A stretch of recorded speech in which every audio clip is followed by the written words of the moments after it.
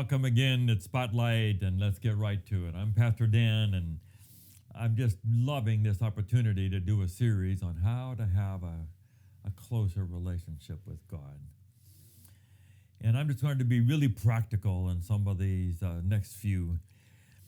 I have talked about this publicly in various places, but there's a good chance to talk about it. We would all love to have go on a retreat. If I could go to a little monastery by the seashore and take quiet walks and sit on a little bench looking over the ocean and read the Bible or read a devotional classic, pray and meditate in quietness and the birds. Wouldn't that be great? And we would all love to do that. And we should do that once in a while.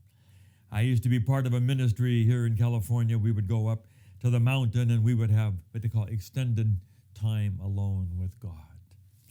I'm not an expert on it. I don't want to claim that. But I cherished a little spot. I would go down by Lake Hemet. I had this picnic table and I would read and ponder a psalm, and I would go for a walk listening to music, and it restored my soul. It was good for me. So we wish we could do that. I have gone on a little one-day retreat. Found a monastery down here. They gave us a wonderful meal, and I had quiet time with God. It was lovely. I paid them a small fee. But most of the time, we don't get to do that. Most of the idea that we could have this quiet hour, the life just crowds us in. Yes, we should carve out some time for God, and I wish I was better about that. But how to find a way, even in the cracks of the day. We live in a messy world where we have to take kids to school and we have to run these errands and we have to do our job and we try to race to the gym to get a little workout done. Then you got to come and take care of your house and clean and do laundry and pay the bills and work on the car and it just goes crazy. And you want to drop in on your parents and make sure you're about them, and now you want to focus on your spiritual life. And maybe they have you helping teach the kids at the school and Sabbath school and the Pathfinders and where does God fit in? And yes, we should have some blocks of time where we do this. But once in a while, we can fit God into the cracks and find time to be with God. I will use the shower time. There's something about being with the warm water and you have this little shell around you and it's warm and I begin to hear in my own mind the voice of God. It's just a whisper. It's not audible, but I begin to get ideas and I have to get on and write things down. Sometimes my wife will say, Dan, hot water, we're paying for that. I said, I'm in here with God, When I'm driving, I often will turn everything off. I can take NPR, turn it off, turn off music, turn off a basketball game, and just be and let whatever comes into my mind. I begin to think about the next few days or even longer. What do I have to do pastoring? And I got to preach this. And ideas come. I'm quiet with God. Finding God in the cracks. I get up in the morning and I have these blackout curtains because I go to bed late. I've got to sleep in a little bit in the morning. And so I open up the dark curtains.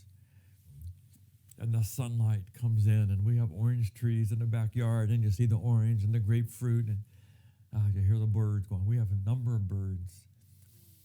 And I just give God a moment of gratitude. It's not 10 minutes or an hour. It's a minute of gratitude. Just thank you for this life, for my church, my friends, my wife, my sons, and a day of life and gratitude. You can sit in a doctor's office and you've got 5 minutes and you have the Bible or you have a book on your Kindle. I read through one whole book with 2 plane flights back and forth between here and Chicago this last week. A book called Gilead about a pastor in Iowa. And it was a wonderful book about this man's walk with God. It's great. It's great. Sometimes you have to multitask, find time that you're doing something anyway. We're walkers. My wife listens to podcasts. So I'm learning to do that. I listen to podcasts walking today. I listen to a podcast driving today, trying to find a way time I already have to use and use it for God. Get closer to God. Listen to music. Listen to praise songs and worship God. I send out a God Minute text. Some of you get that. Maybe all of you get it. And it's just 1 minute. But at least you will have 1 minute with God this day. If you want it, just send me a note, 951-236-7262. And say, Pastor Dan, I want God Minute. We have 800 now, I guess, that we're sending it out to. Find a little time to be with God. Find a way to slip it in. Sometimes I preached on Micah 6:8. It's just one verse. What does God require of you but to do justice, love mercy, and walk humbly with your God?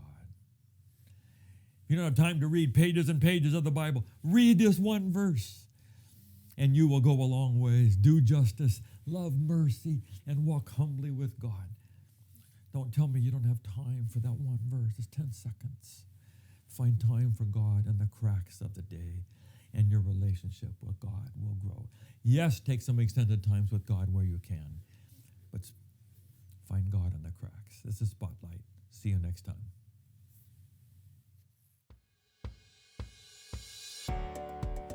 Thank you for watching Spotlight. We're so excited about this. We hope that you'll subscribe and so you'll get all of them. And please just forward it on to others and tell other people about it. And let's just see what kind of an audience we can get for these messages of Spotlight. God bless you.